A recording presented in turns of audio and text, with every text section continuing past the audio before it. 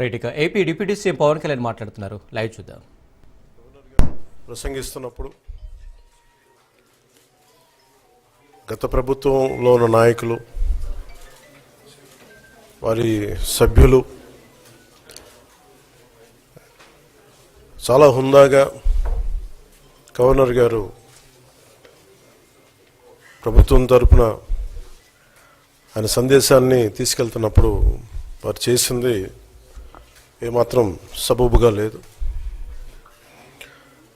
Governor గారు గత నెల రోజులుగా ఆయన ఆరోగ్య పరిస్థితి బాగా లేకపోయినా కానీ కంటిన్యూస్గా తీవ్ర జ్వరంతో బాధపడుతున్నప్పటికీ కూడా ఆయన ప్రత్యేకించి వచ్చి ఆయన ఈ రోజుని చాలా ఘనంగా, చాలా బలంగా ఈ మెసేజ్ని ఇచ్చినందుకు ముందుగా గవర్నర్ గారికి మా ప్రత్యేక ధన్యవాదాలు. గవర్నర్ గారి ప్రసంగంలో వైసీపీ అగ్రనాయకత్వం కానీ, సీనియర్ నాయకులు కానీ, వారి ఎమ్మెల్సీ సభ్యులు కానీ గవర్నర్ గారి ప్రసంగం పత్రులు చించేయడం కానీ, లేదంటే వారు ప్రత్యేకించి డిమాండ్ మాకు ప్రతిపక్ష హోదా ఇవ్వాలి అనేది చాలా బలంగా మాట్లాడుతూ వచ్చారు. ఇది అడిగితే వచ్చేది కాదు, అది ప్రజలు ఇస్తేనే వస్తుంది.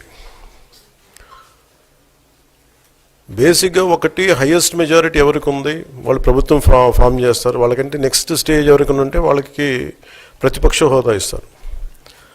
అంతేగాని గతంలో మేము ప్రభుత్వాన్ని పరిపాలించాం కాబట్టి మా ప్రతిపక్ష హోదా ఎవరికి ఇవ్వరు. కనీసం జనసేన కంటే కూడా ఒక సీట్ ఎక్కువ ఇచ్చినా కానీ వాళ్ళకి ప్రతిపక్ష హోదా దక్కేది.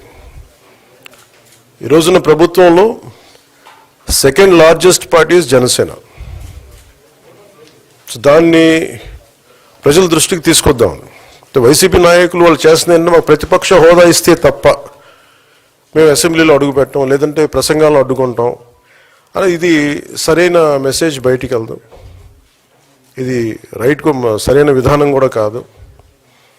ఇది ప్రజలందరికీ తెలియజేయాలనుకున్నాం. ఇది ప్రతిపక్ష హోదా ఏ పరిస్థితిలో వస్తుందంటే మీకు రూలింగ్ పార్టీ కంటే కూడా అత్యధికంగా ఇంకొక సీట్లు వాళ్ళకంటే మీరు వస్తే దాని తర్వాత స్థానం మీకు వస్తే ఖచ్చితంగా ప్రతిపక్ష హోదా వాళ్ళకే ఉంటుంది.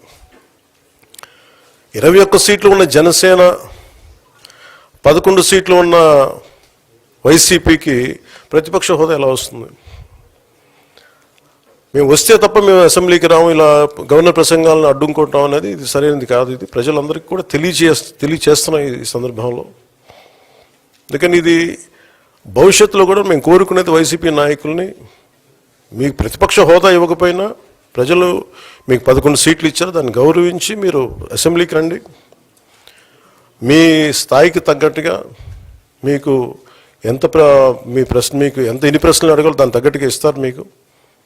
ఇవన్నీ దాటి మన స్పీకర్ గారు కూడా చాలా గౌరవంగా వాళ్ళు 11 సీట్లు వచ్చినప్పటికీ కూడా చాలా గౌరవంతో ఇంతకాలం వాళ్ళకి ఇస్తూ వచ్చారు. ప్రశ్నోత్తరాల సమయంలో కూడా ఆయనకి ఇచ్చారు.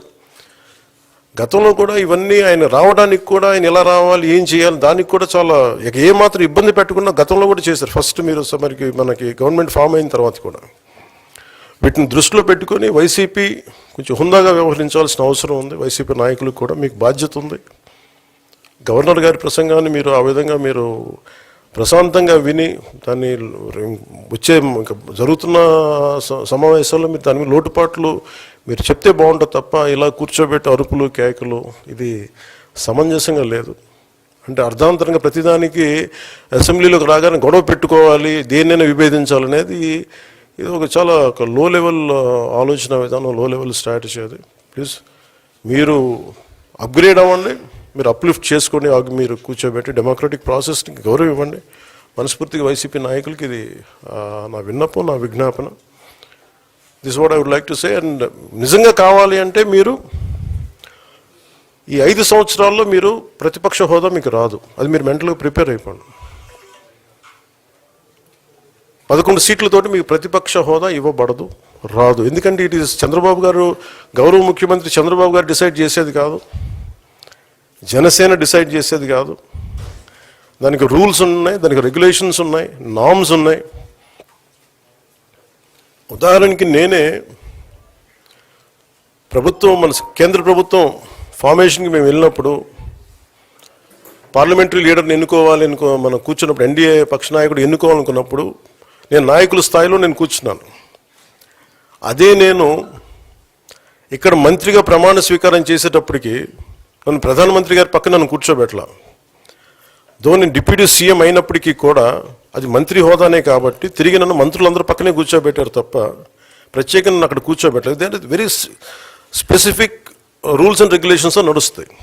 ఉదాహరణకి పొద్దున కూడా స్పీకర్ గారు ఎదురొస్తే నేను అసెంబ్లీలోకి అడుగు పెడతా ఉంటే స్పీకర్ గారు ఎదురొచ్చారు. మనకి వచ్చి ఆయన కూడా ఆయనతో పాటు రండి అని వెళ్తుంటే ముందుకు తీసుకెళ్తుంటే నాకు అనిపించింది, సార్ ఇది డిప్యూటీ సీఎంకి ప్రోటోకాల్ ఉండదు, ఓన్లీ ముఖ్యమంత్రి గారు, స్పీకర్, మనకు కౌన్సిల్లో ఉండే చైర్మన్ ఆయనే మీరు చేయాల్సింది తప్ప ఇది మేము ఉండేది కాదని చెప్పి నేనే వెళ్ళిపోయాను. ఎందుకంటే మేమే ప్రోటోకాల్స్ బ్రేక్ ఎందుకు చేయమంటే మాకు లేని ప్రోటోకాల్ మేము అడగం. అలాగే వైసీపీ నాయకత్వం కూడా గుర్తించాల్సింది, ఇది మీకు హోదా ఇవ్వబడదు. ఇది చంద్రబాబు గారు ఆప్ చేస్తేనే కాదు, ఇది ఎవరు ఆప్ చేసింది కాదు, మీకు ప్రజలు మీకు ఇవ్వలేదు. మీకు అది మీరు దృష్టిలో పెట్టుకొని మీరు ప్రవర్తించాల్సింది మనస్ఫూర్తిగా నేను వారిని కోరుకున్నాను. అంతేగాని వారిని ఎక్కడ అవమానం పరచాలని కానీ వారిని తగ్గించాలని కానీ లేదు. 175 సీట్లు కేవలం 11 సీట్లు ఇచ్చారు వాళ్ళకి.